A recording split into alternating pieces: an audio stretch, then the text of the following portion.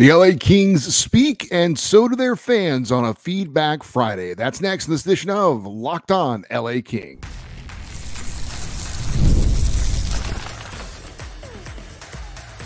You are Locked On Kings, your daily podcast on the Los Angeles Kings. Part of the Locked On Podcast Network, your team every day. Hey, Kings fans, welcome to Locked On LA Kings, part of the Locked On Podcast Network, your team every day. Thanks for making Locked On LA Kings your first listen every day. We are free and available wherever you get your podcasts. We'd love for you to leave us a positive comment on Apple Podcasts if you like the show. And we are on YouTube. Please like and subscribe if you are enjoying this content. I'm Eddie Garcia, your host of Locked On LA Kings. I've worked in sports media for the past 30 years, 20 plus years at the Fox Sports Radio Network, and also host of the Puck Podcast, a weekly NHL review show that's been putting out content for the past 17 years, and a passionate LA Kings fan for over 30 years. Today's episode is brought to you by Monopoly Go. This fast-paced game lets you team up with friends for tournaments to unlock awesome prizes like unique stickers for trading, cool playing pieces, and hilarious emojis for taunting your friends. Download Monopoly Go now free on Google Play or the App Store. Game on. Well, 2 days after being eliminated in the first round of the Stanley Cup playoffs by the Edmonton Oilers for a third straight season, select Kings players met with the media in their exit interviews on Friday. We're going to share some of the most noteworthy comments and react to them. Plus, we also have a Kings Fan Feedback Friday show. And we have had the most feedback of any feedback show we've had since I have been doing this show. We will get to that soon. But we start with Kings players and what they had to say now that the season has come to a disappointing and early exit. The interviews, by the way, if you want to check them out in their entirety, are available on the LA Kings official YouTube channel. So you can check those out in their entirety. And we thank the Kings for posting those for us to be able to watch. But we had Kings captain Anze Kopitar, as well as fellow forwards Philip Deneau, Victor Arvidsson, Adrian Kempe, Trevor Moore, Quentin Byfield, Pierre-Luc Dubois, and Kevin Fiala all speaking. And defenseman Drew Doughty, Mikey Anderson, Matt Roy, Vladislav Gavrikov shared their thoughts as well, as did goalie Cam Talbot. Now, we're not going to talk about every player and everything they had to say, but did want to touch on some of the key things. And we start with the captain, Anze Kopitar. He was asked if he anticipates any major changes this offseason. His response, and paraphrasing, are that changes happen every year. So yes, he expects some changes, but what exact changes? He said, quote, "Your guess is as good as mine," end quote. He was asked about his minutes playing on the top line, playing on the penalty kill. He was asked if maybe he was looking to take a reduced role going forward. And he said that he probably would not be playing anymore if he was thinking about taking any kind of a reduced role. He was asked the possibility of the Kings rebuilding or retooling. He was very much against that. Obviously, he has a 2-year extension that kicks in next season, and he didn't say for sure, but he gave a strong indication that the next 2 years will be his final 2 years in the NHL with the LA Kings, that after this current extension is up, that he will most likely retire. Now, he hasn't made that official, but again, he seems to be very strongly leaning in that direction. Also, Drew Doughty, the other veteran on the team, the other player who's won multiple Stanley Cups in a Kings uniform, was asked if he felt that the Kings had lost their winning culture that obviously he was a part of with Anze Kopitar and winning those two Stanley Cups. He said he didn't think that they had. He said he also was not interested in any way, shape, or form in any kind of a rebuild or a retool, that he believes in the group of players they have, both the guys on the roster now and the guys that are coming up within the system. I said he was very excited about players like Brandt Clark and Akil Thomas and Alex Turcotte. Thinks that they can come up and contribute right away if necessary. But he said that just he doesn't think that there needs to be a major rebuild, that everyone needs to just kind of retool and step up collectively their games. Cam Talbot, Kings veteran goalie, was asked if he wants to come back next season to be with the Kings. He was very adamant that he does want to come back next year. Said it doesn't matter who the head coach is, doesn't matter if the style changes, that the LA Kings that's a place he definitely wants to stay. He said that it was one of the better locker rooms that he's had in his long career. Really enjoyed the group, really loved playing in LA, and sounds like Cam Talbot really wants to come back and play next season. Obviously, there's going to be a lot to be decided when it comes to the LA Kings and what they're going to do in net, with all three of the goalies they use this year all going to be unrestricted free agents after this season. Cam Talbot, David Rittich, and Phoenix Copley.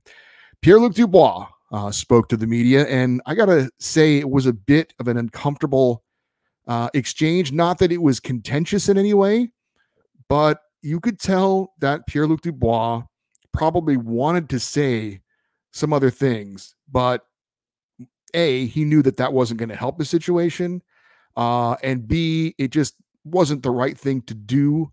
But he was asked a lot of pointed questions about his disappointing season, and I will give him credit.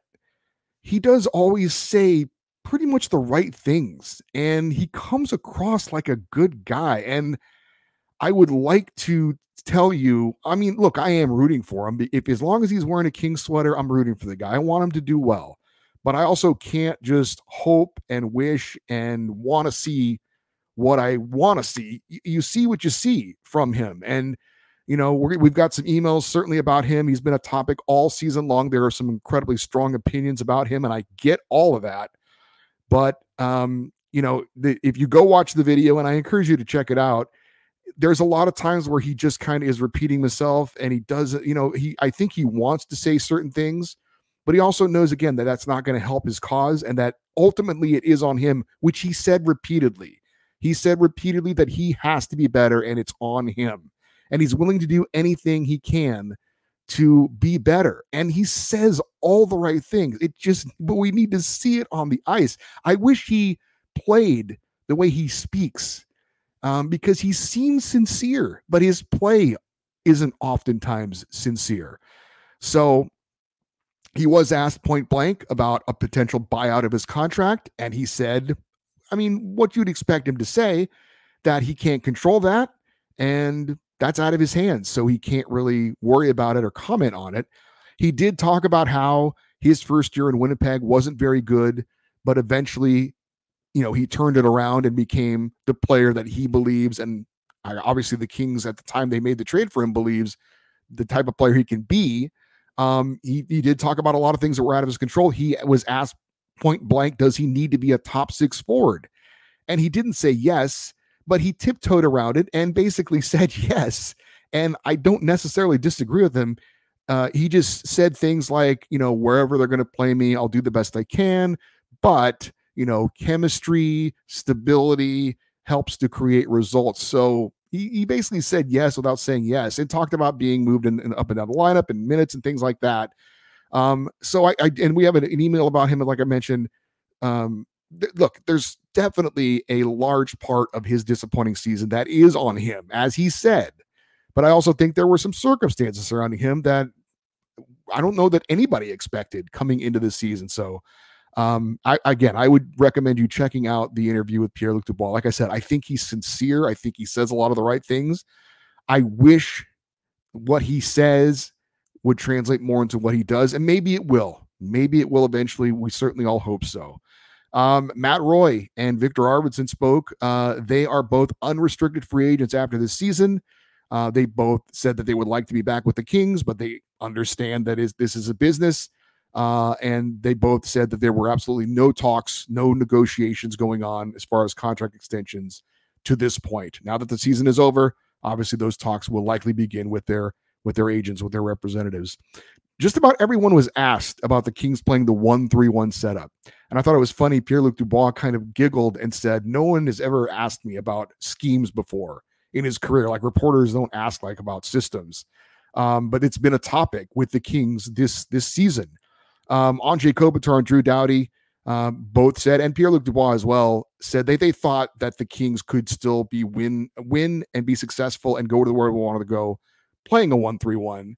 And some of the other guys, Kevin Fiala and Adrian Kempe, both said they might be in favor of something a little bit more creative, a little bit more offensive.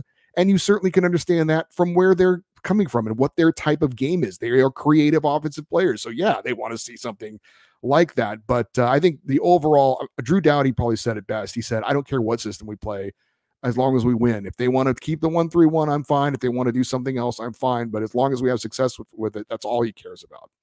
We did not hear from Rob Blake, the general manager. We did not hear from Luke Robitaille, the team president. From what I understand, we will hear from Rob Blake at least coming up on Monday or early next week. And when that happens, we will certainly dissect the answers and the questions to the Kings' current general manager, which, how long he's still on the job is certainly up for a lot of debate. As I mentioned, we've got a ton of emails, and I want to try and get to all of them. So we're going to do that next. Get your feedback on the LA Kings, the season coming to an end, what lies ahead, all that here on Locked On LA Kings, your team every day. It is playoff time in the NBA and the NHL. Baseball is in full swing as well, and FanDuel is your place to bet on every game. Right now, new customers get $150 in bonus bets guaranteed. That's $150 win or lose. Bet on everything from slap shots to home runs to slam dunks, all on an app that is safe, secure, and easy to use. I don't know if the Clippers won tonight. I don't think they did. If that's the case, boy, it's been a tough playoff postseason for the LA teams with the Kings, the Lakers, and I think the Clippers all out in round number one. But hey, we got the Dodgers, right? There's one of the teams to beat in baseball. And this is still a great time of the year with all the playoff action going on in the NBA, in the NHL, and baseball as well. You can bet on it all. How many points a player is going to score, how many home runs Shohei Ohtani is going to hit. Do it all with FanDuel. What are you waiting for? Visit FanDuel.com/lockedon to make your first bet and get the automatic win. FanDuel, America's #1 sportsbook. All right, Kings fans, it's a Feedback Friday. Lots of emails to get to. I'm going to try and squeeze them all in. I did have to do some editing on the emails to try and get everybody's emails in. I tried to boil it down to whatever the big point or the big question was that you had. Just about everybody said that they're everydayers, that they look forward to staying with the show during the off season, that they appreciated the job that I did this year, and they all said, "Go Kings, go." So all that stuff got trimmed up, but I greatly appreciate the fact that you guys are going to be sticking around in the off season, a lot of you, and you appreciate the show. And I appreciate you guys being a part of the show and taking the time to send some emails. We start with a father-son tandem of Robert and Jeremiah, both in Hawthorne. We start with Robert, the father. He says, "Is this the beginning of the Kings' demise and end of an opportunity to grow into a contender, to go deep in the playoffs, especially for the next 2 to 3 years while Kopi and Drew are still here?" That is a deep, dark question to ask right off the bat, but it is a great question. I'm an optimistic person by nature. I think the Kings in the next 2 to 3 years, while Drew and Kopi are still here, I think they are still a playoff caliber team for sure. We don't know what kind of changes are going to be made. There's so much uncertainty right now with a new GM, with a new head coach. I would say, though, for me, I wouldn't say it's the demise or the end of anything at this point, but I also think there are legitimate concerns about this team being kind of stagnant with where they are. I don't see them regressing and dropping back to being a non-playoff team, but I also don't know that I'm real confident right now that they take another step or another 2 steps and become a Stanley Cup contender. Right now, it seems like the Kings are in a place where they're good enough to get in the playoffs, but not really good enough to go very far after that. But hopefully things will change going forward, maybe with a new voice, maybe with new leadership. The son, Jeremiah, said, "Really disappointed how the season ended. Everyone's going to put the blame on PLD. I wish he had done something, but also wasn't expecting him to. They have until July 1st to get rid of PLD. If they don't, we are screwed and stuck with him." Obviously, that's going to be a huge topic going forward. We'll get much, much more into the ramifications of a buyout, the potential of a trade, all that. My gut feeling is Pierre-Luc Dubois isn't going anywhere, but we'll see. We'll see about that. Mason from Arizona says, "Wanted to share my thoughts on the officiating in Game 5. Simply put, it was unacceptable. The inconsistency of calls was glaring. It's disappointing that such poor officiating has such an impact on the outcome of the game. As a Kings fan, I'm naturally biased, but I believe any hockey fan would agree that the officiating fell far short of the standard we expect in the playoffs. Thanks to the podcast. Go Kings, go," from Mason. I mean, it's hard to disagree with that in any way. The officiating was not good enough in that Game 5 in particular. There were some missed calls. There are going to be missed calls in every game. That's just human beings being human beings. But I thought it did go over the line in Game 5.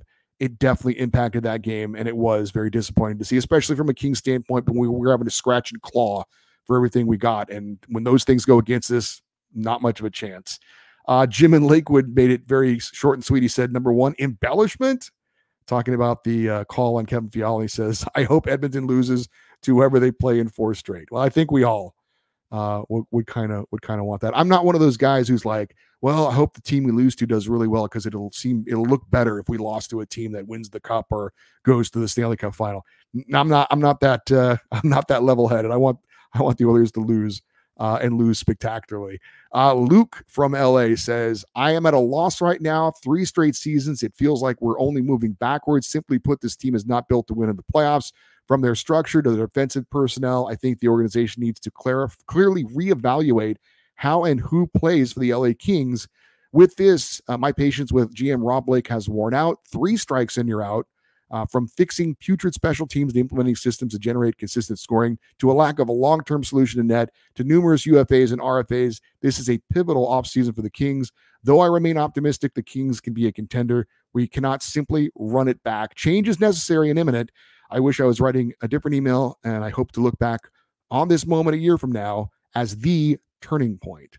Yeah, Luke, I feel you on this. I think the only thing, though, that I would say, and I agree with you about just running it back, it's not going to be good enough, but the Kings did make a major move to not run it back last year by going out and getting Pierre-Luc Dubois. That was a huge get where they got rid of some key players to bring in a guy that they thought could make an impact, and it didn't happen. So, and again, I'm not disagreeing with you, but I am saying the Kings did have that Pierre-Luc Dubois move. That was a major risk and a major shakeup. And unfortunately, so far to this point, it has not worked out, to say the least, as you well know. So, well, I'm, again, not advocating that they just run it back, but I'm saying sometimes making some big change, it doesn't always necessarily make things better. Justin Cruz in Atwater Village says, I know everyone is talking about the heads of Rob and Luke. I'm iffy about that, but from the sound of it, it sounds like it's going to happen. Will or should this affect the captaincy as well? Kopitar's taken over as Kings captain in 2016. Since Kopitar's been captain, the Kings have not been able to get out of the first round of the playoffs. Our current record is 4 playoff losses in the first round and 4 non-appearances. Personally, I think Drew Doughty's time has come to lead the team, or possibly go with 3 assistant captains. I would also like to say that they need to release Pierre-Luc Dubois and pick up an elite goalie. So that was Justin. Justin, I honestly don't think that stripping Kopitar of the captaincy would be a positive move. I think the captaincy thing is a bit overrated, frankly. Everyone in that room, I promise you, respects Anze Kopitar, and anything he has to say, they take it to heart. I know people want him to be more passionate or more aggressive or whatever. I think the issues with the LA Kings have nothing to do with Kopitar being the captain or not. It was bizarre when they took the C away from Dustin Brown. I think it would be equally bizarre for the Kings to take the C away from Anze Kopitar. Although I will say, Drew Doughty had a comment that he was said to him, when Kopitar, leaves in 2 years, which it seems like he's going to, would you want to be the Kings captain? And he was very much excited about saying, yes, I would love to be the Kings captain one day. I would take that as a great, great honor. And if that happens, I would be very excited about it. So Drew was asked about being the captain of the Kings, and he was like, oh, yeah, I would love that. That would be amazing. Scott in Simi Valley says, it's not so much that the Kings lost, but how they lost that makes me say this season was a step backwards. I wasn't disappointed in PLD's play because I already knew he wouldn't do anything. I also wouldn't bring Arvidsson back, even though I do like him, only because his injury history and money being tight, plus he didn't play the same way in the playoffs. The cap goes up a bit next season, and with the PLD buyout and not re-signing Arvidsson, it gives us a start to catch up on our roster problems. The Kings will never win another cup with players like PLD and a GM who won't stay the course. As for a PLD buyout, experts say it would be an unusual and extreme move to do so. Who cares? Extreme mistakes require extreme solutions. P.S. In my opinion, the Kings would have lost the series anyway, but if the officiating in games 4 and 5, if that's the best the NHL can do, then they are in some trouble. Good stuff, Scott. Like I said, I really don't think that the buyout's going to happen for PLD, but we shall see. I agree with you on Arvidsson. I love him as a player, but they just can't afford to invest in a guy with multiple back surgeries that you just can't rely on that's in the lineup. If there was some way to guarantee he could stay healthy, I'd love to have him back, but I just don't think that they can invest in him because of his injury history. I don't think he's coming back. This comes from Amy in Reno. She says originally Thousand Oaks. I'm looking forward to the summer and seeing what changes are made. I think a new coach like Craig Berube would be a good choice. I love Trevor Lewis, but I think him playing in every game didn't do us any favors. Turcotte and Thomas need to get in there. We need a solid number one goalie. I wouldn't mind Portillo getting a chance at more looks. We need to upgrade the defense. If Matt Roy walks, I'd be okay with it since it would open the door for Brant Clark. And we need top left shot defenseman. We all love Kopi, but I think it would benefit him from less minutes, though we need Kempe and Byfield out there as much as possible. PLD needs at least another year before we decide bust or no bust. He needs a consistent line and line mates and consistent ice time. Hopefully a new coach will figure out where he fits best. A buyout would handcuff the team for years longer than his 8-year contract. She says, aren't we just now getting away from the Richards buyout? I think that's correct. I think this was the last year of the Mike Richards buyout. Not sure if I want to see Blake gone or just yet. I don't want too many changes at once. I'm just going through this. I'm going to throw this out there. At least we're not Winnipeg, she says. Yeah, that's true. Winnipeg, a team that has some great regular seasons and always seems to blow it in the playoffs. And they've got a couple of veterans that they just signed a big contract extensions. Looking forward to seeing Brant Clark next season. And that's something certainly we're going to talk about going forward. I have said before, I think Craig Berube would be a great choice for Kings head coach. The question is Rob Blake going to hire another coach? Is he going to be giving an opportunity to hire another coach or not? But I think Craig Berube, a guy who's won a Stanley Cup, he's kind of a no-nonsense, kick you in the butt kind of a coach. I think the Kings kind of need that at this point. Gary from Coeur d'Alene, Idaho says, the 1-3-1 has run its course. Edmonton has broken it the last 3 years. We need a different system. Hire a new GM, hire an offensive-minded head coach, get PLD some wingers that can finish. Buying out his contract as a lot of suggested is not the answer. Kings made a huge trade for him and then mismanaged him in a system he never played before. Sign a younger, solid goalie. Put Brant Clark on the NHL roster next year. We need more mobility on the blue line.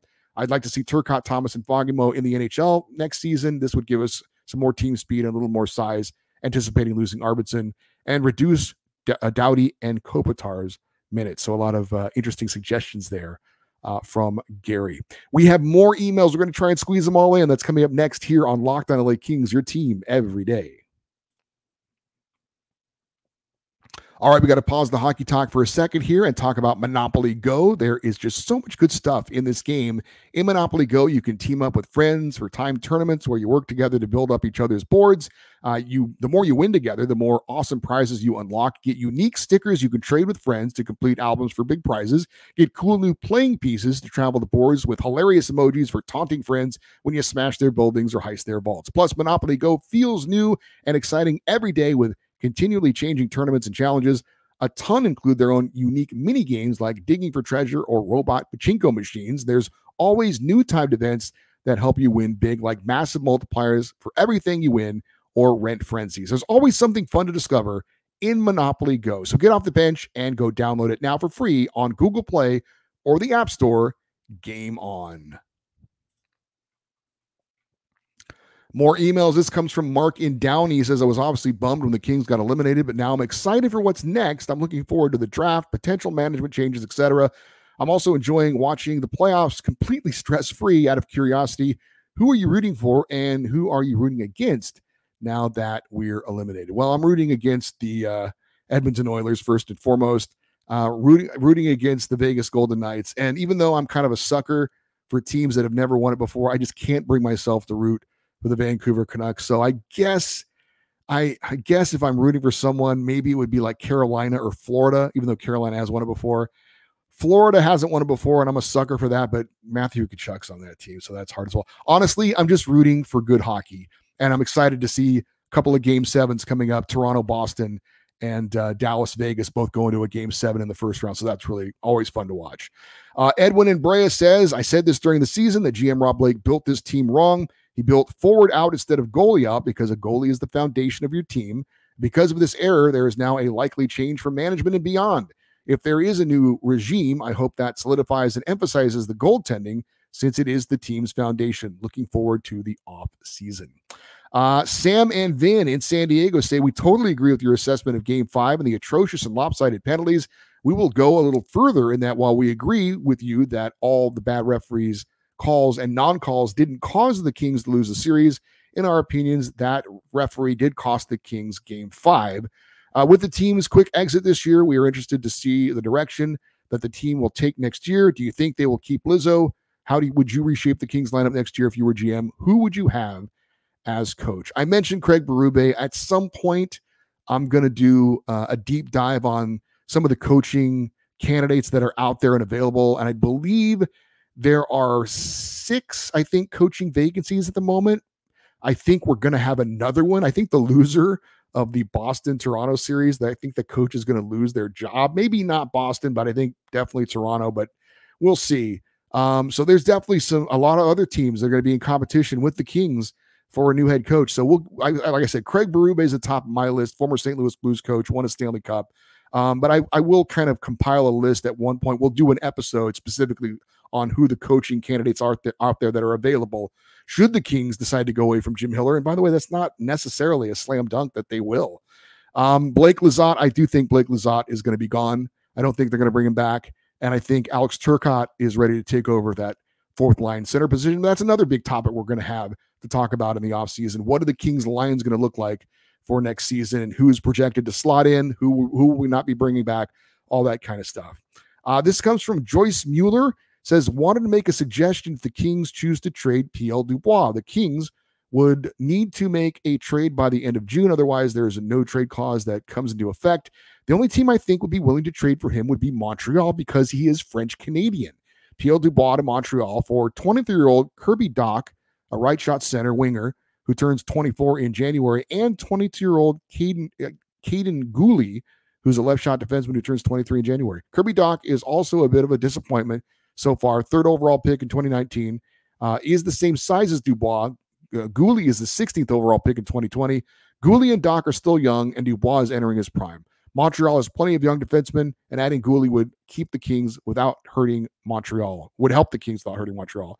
The Kings may need to retain some of Dubois' salary to make it happen. Well, I will say this. Pierre-Luc Dubois has always said that he wanted to play in Montreal, although he's also saying he's very happy here in Los Angeles. And I don't necessarily disagree that he is. He seems like he enjoys living in LA. But that does make some sense. And the French-Canadian thing actually is a real thing when it comes to the Montreal Canadiens and acquiring players and hiring coaches, that kind of a thing.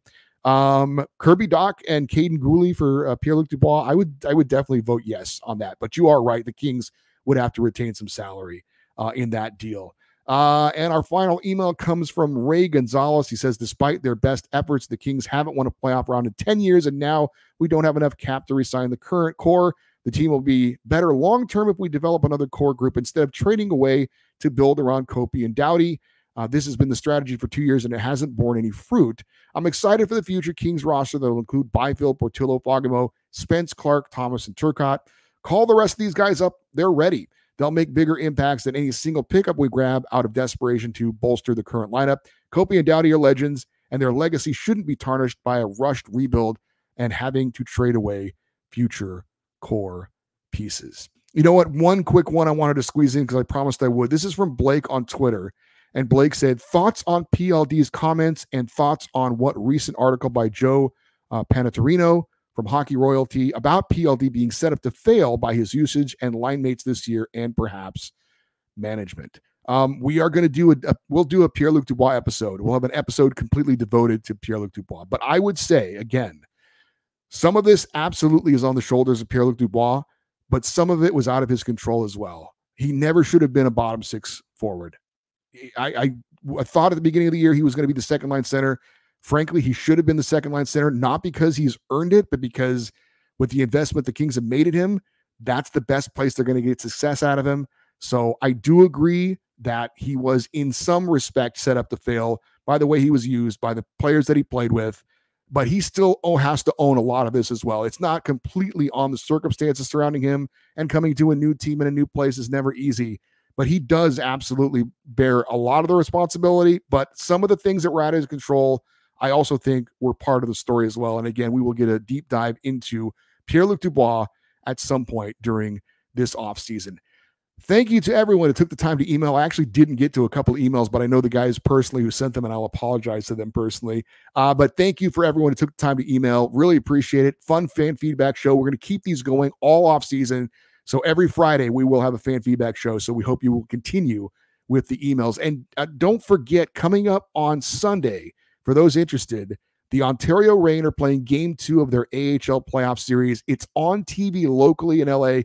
KCAL 9 at 3 p.m. I'm going to be watching that. We're going to be talking about it coming up this week about how the Ontario Reign are doing. So if you want to check that out, again, KCAL 9, 3 p.m. on Sunday, the Ontario Reign playing in the AHL playoffs. For you everydayers, those of you that listen and watch Locked On LA Kings every day, coming up next week, Jim Fox is going to be scheduled to join us at some point, talk about the season for the Kings. Jared Shaffrin from the Ontario Reign is going to join us to talk about the Reign, give us the inside scoop on what's going on with them. We will be talking about Rob Blake's comments coming up in his exit interview coming up early in the week. So a lot of stuff coming up next week on Locked On LA Kings. Love for you to stay interact with us on social media, X, Twitter, Instagram. We are at Locked On LA Kings. And if you want to send an email, the email address is lockedoneddie@gmail.com, EDDIE. Thank you very much for everyone who emailed. Thank you very much for everyone who listened and watched this episode of Locked On LA Kings, part of the Locked On Podcast Network, your team every day. Have a great weekend. We'll talk to you on Monday. And as always, go Kings, go.